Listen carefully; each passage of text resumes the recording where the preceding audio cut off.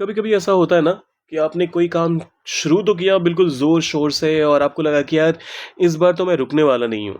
अक्सर कई बार लोग जिम जाना शुरू करते हैं और फिर शुरुआत में तो they are in full energy, full power, they just do not want to miss a day. लेकिन धीरे धीरे क्या होता है कि वो जोश ठंडा पड़ जाता है। अब इसे इंग्लिश में क्या कहते हैं, आइए सीखते हैं। शुरू करने से पहले एच फॉर हिंदी ये रहा चैनल का नाम। और अभी तक अगर आपने सब्सक्राइब नहीं किया है तो फटाफट से वो कर दीजिए। ढीला पड़ना, इसके लिए आप इंग्लिश में कहते हैं to lose steam.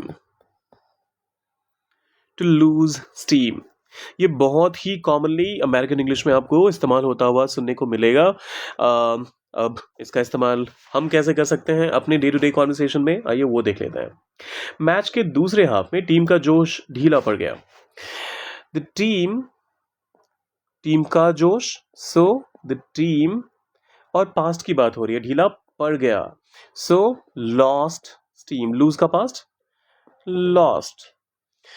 The team lost steam in the second half of the match. in the second half of the match. The team lost steam in the second half of the match. The team lost steam in the second half of the match. लंबी चर्चा के बावजूद या फिर लंबी चर्चा के बाद उनका उत्साह ढीला पड़ने लगा।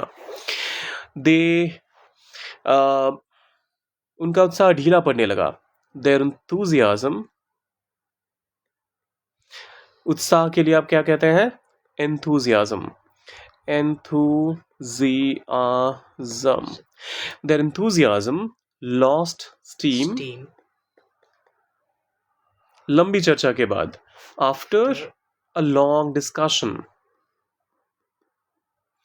After a long discussion.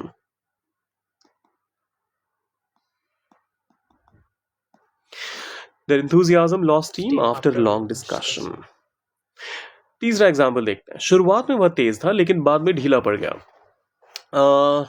He was fast, वह तेज था। He was fast at first, शुरुआत में। At first. At first का इस्तेमाल जब कभी भी आपको कुछ यूं कहना हो कि कोई भी चीज शुरुआत में कैसी थी तो आप कहते हैं at first. So at first ये एक पूरा ही एक इडियम है जिसका मतलब होता है कोई भी चीज शुरुआत में कैसी थी वो बताने के लिए आप at first का इस्तेमाल करते हैं। So he was fast at first, लेकिन बट और फैन वॉइस रूल की वजह से बट के पहले कॉमा, बट बाद में ढीला पड़ गया। कौन ढीला पड़ गया, वो। तो ये जो सब्जेक्ट है ये कॉमन है दोनों ही क्लॉजेस के लिए। तो आप चाहें तो यहां पर बट के बाद लॉस्ट स्टीम सीधा ही कह सकते हैं। बाद में के लिए आप क्या कहेंगे, लेटर। तो एक तो ये तरीका हो गया। और दूसरा तरीका ये हो सकता है, आप कह सकते हैं but he lost steam later. अब बट के बाद अगर आपने ही यहाँ पर दोबारा से इंट्रोड्यूस करा है फिर भी फैन वॉइस रूल की वजह से यहाँ पर कॉमा आएगा ही।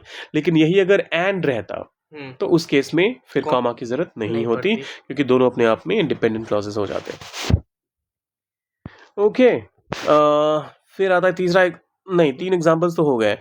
क्या तुम्हारा जोश ढीला पड़ रहा है, आर यू, अच्छा नहीं, कंटिन्यूस टेंस का सेंटेंस है ये, तो आपको प्रेजेंट कंटिन्यूस का इस्तेमाल करते हुए इसको करना है पहले ट्रांसलेट